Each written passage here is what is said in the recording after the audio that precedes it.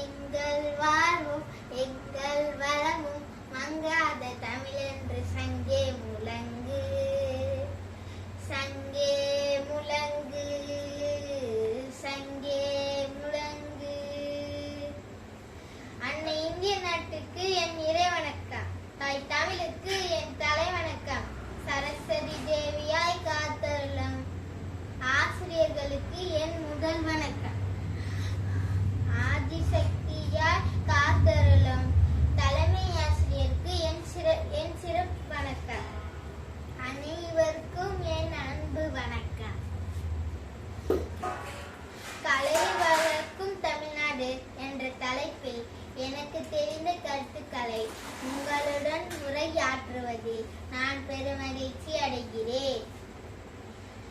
5000 ஆண்டுகளுக்கு முன்பே இலக்கணம் பெற்ற பழைய மொழி செம்மொழியான என் தாய்மொழி தமிழே.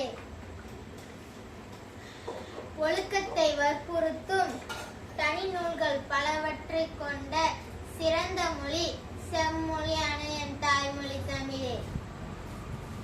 தெய்வ புலவர் திருவள்ளுவர் தந்த உலக பொதுமறையான திருக்குறள் வந்த எளிய மொழி செம்மொழியான என் தாய்மொழி தமிழே.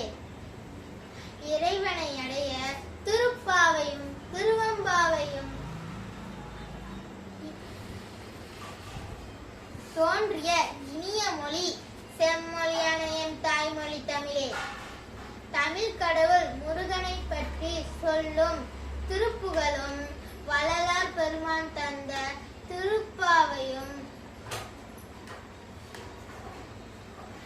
வந்த தனிந்த மொழி செம்மொழியான என் தாய்மொழி தமிழே. கலை என்றால் என்ன? மயில் ஆடுவதை பார்த்து ஆடினான், அது ஆடல் கலையானது. குயில் கூவுவதை பார்த்து பாடினான், அது பாடல் கலையானது. இயற்கையில் விளையும் பொருட்களை பக்குவப்படுத்தி சமைத்தான், அது சமையல் கலையானது. நன்று என்று கண்டதை பக்குவப்படுத்தினால் அது கலையாகும். நன்று என்று பெரியவர்கள் சொன்னதை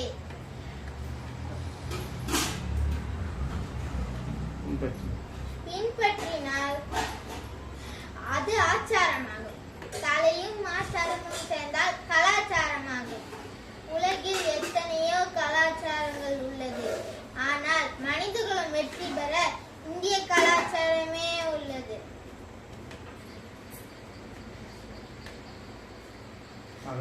மகான்களும் ஞானிகளும் சித்தர்களும் யோகிகளும் வாழ்ந்து வழிகாட்டிய பண்பாடு.